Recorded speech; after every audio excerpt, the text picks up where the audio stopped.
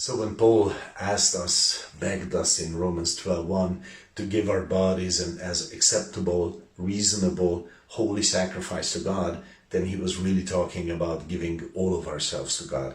So that's a huge point in this whole story of our sacrifices being acceptable before God in Christ. It is giving our whole selves. And then, of course, the next verse he talks about giving our minds also, allowing God to change our minds and reform us in who we are. But let's just make it very clear that in the New Testament we see like practical, very practical things as sacrifices. For example, Philippians 4:18, Paul refers to support that the church gave him as an acceptable sacrifice before God. And in 1 Timothy 5:4, he speaks about caring about the elderly, as believers caring about the elderly. This is an acceptable sacrifice before God. So it is speaking about practical things also, but the core of it is deeper than that, and that's Romans 6:19, for example. He says, and I'm just going to read part of the verse: "As you have yielded your members servants to uncleanness and to iniquity, even so now yield your members servants to righteousness unto holiness." So he's basically saying, okay, so these hands before we got saved, they were servants to wickedness, and because it was all selfish, it was all about myself at the very best.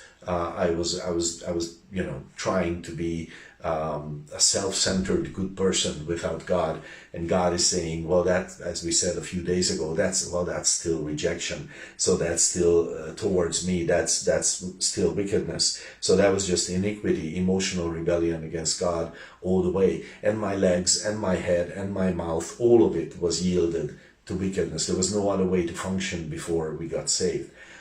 But now we are saved, and now God is saying, hey, give your body, give your members, like your hands should do what I am telling you to do. Your mouth should say what I am telling you to say.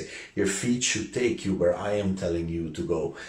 You should not go to a brothel, probably. God will not lead you there. It's unlikely he will lead you to a pub unless you're there to cause some trouble by evangelizing or something.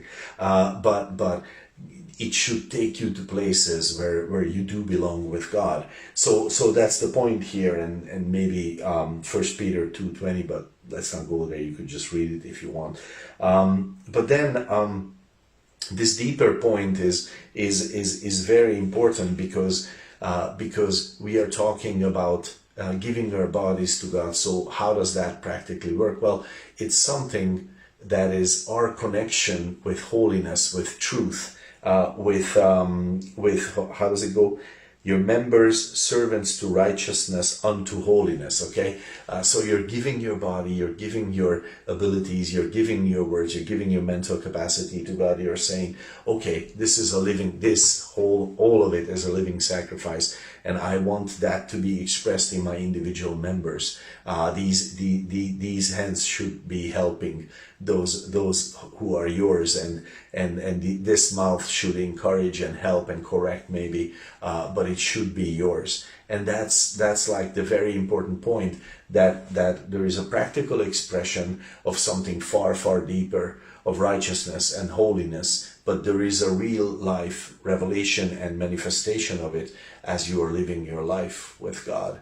So that's a lifelong meditation. So if you haven't meditated on that, maybe today is a good start.